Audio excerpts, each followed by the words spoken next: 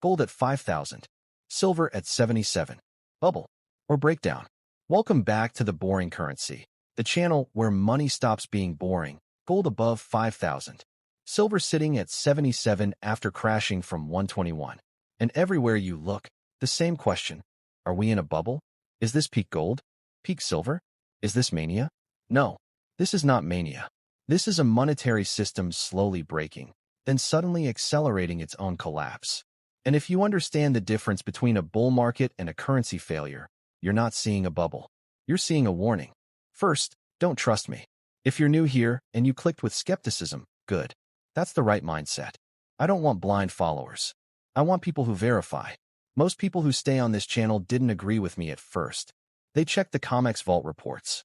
They read the CFTC commitment of traders' data. They looked into the JP Morgan settlement history. And then something uncomfortable happened.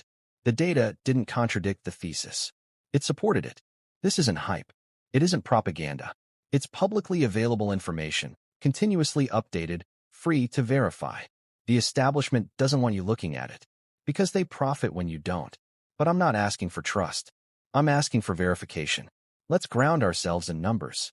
Silver, Western Spot, 77 futures, 77 Shanghai Spot, 86 Shanghai futures, 88 that's a persistent 9 physical premium in the East. Gold, Western Spot, 5,043 holding above 5,000 after a historic weekly close. Silver recently crashed from 121 to current levels. Gold refuses to collapse. These are not random price movements. These are signals, but not signals of mania in metals. Signals of dysfunction in currencies. When tech stocks bubble, valuations detach from cash flow. When mortgage securities bubble, risk gets mispriced. But when gold rises persistently against every fiat currency, that's not speculation. That's measurement. Gold doesn't rise. Currencies fall. That's a different psychological frame. And it's far more dangerous. Because if this is a currency problem, there is no simple correction. There is only adjustment. In 1971, the dollar was severed from gold. Since then, every administration, left, right, center, has spent beyond tax receipts. Debt compounded. Deficits normalized. And the moral hazard began. Politicians learned they could spend without consequence because the central bank would monetize the debt. Mouse-click money. Digital expansion. Currency debasement disguised as policy. For decades, this worked. But debt compounds faster than productivity. And once you weaponize your currency system, you accelerate distrust globally. The world tolerated dollar dominance in the 1970s. But trust erodes gradually, then all at once. The gold-silver ratio sits near 65:1. Historically, it hovered closer to 15:1. Now look deeper. COMEX vault ratio, roughly 111. Mining ratio, 1:8. LBMA vault ratio, 1:3. Above ground available supply, near 1:1. Depending on which metric you measure, silver looks undervalued by 4 to 11 times relative to gold. That spread represents one of two realities. Either history has permanently changed, or one of the largest commodity distortions in modern markets exists. And distortions don't resolve quietly.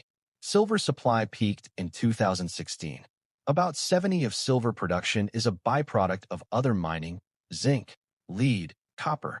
That means rising silver prices alone do not significantly increase supply. You don't open a zinc mine because silver went up. 5 consecutive years of supply deficits. Meanwhile, SHFE and SGE inventories in China have fallen roughly 90 over 6 years, down about 50 since 2025 alone. Physical drawdowns are measurable. These are not rumors. They are exchange-reported figures. The United States has declared AI a national security priority. Silver is essential for military systems, solar infrastructure, electronics, and advanced AI hardware. It has been labeled a critical mineral. China, the largest silver consumer and exporter, has implemented export controls and will tighten them further if domestic needs are threatened. This turns silver from a commodity into a strategic material.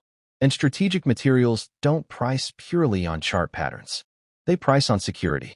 Retail allocations to gold remain below 1. ETF holdings have not surpassed 2022 highs. Yet gold tripled from 1,900 to 5,000. That's not crowd mania. That's institutional repositioning. Who's buying? Central banks. Record accumulation. Watch what they do, not what they say. Central bankers are not emotional retail traders. They are positioning before conflict. If they're accumulating gold at record pace, it's not because they expect stability. CFTC commitment of traders data shows managed money long positioning evaporated. Levels resemble February 2024, right before silver's largest dollar move higher. Managed money often acts as a contrary indicator. When positioning becomes extreme one way, informed players frequently take the other side. This doesn't guarantee timing, but it signals asymmetry. When Charles Mackay wrote about mass delusion, he described tulip mania. When Adam Ferguson wrote about currency collapse, he described paper promises evaporating.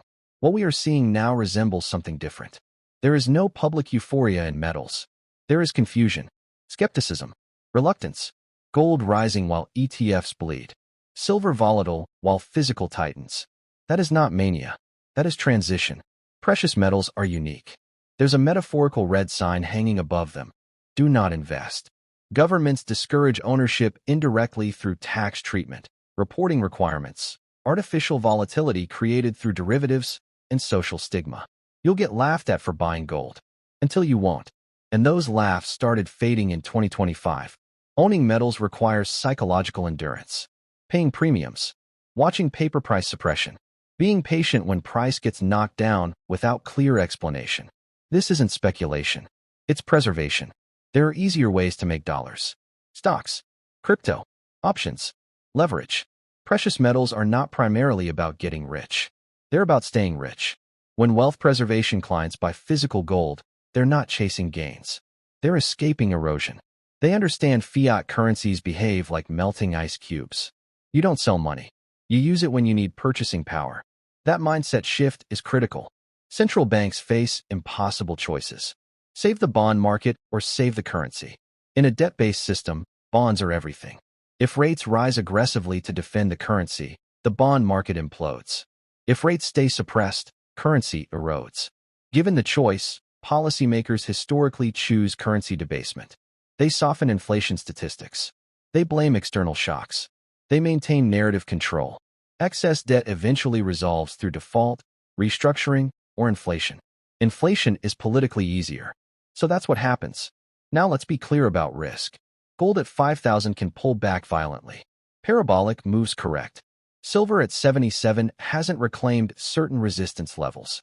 Predictions of 180 silver are forecasts, not guarantees. The gold-silver ratio may not revert to 15-1. Paper markets have contained delivery pressure before. Manipulation windows exist, especially during exchange closures. Reality includes risk. But acknowledging risk doesn't erase structural imbalance. Gold at 5,000 is not terrifying. What's terrifying is why it's there.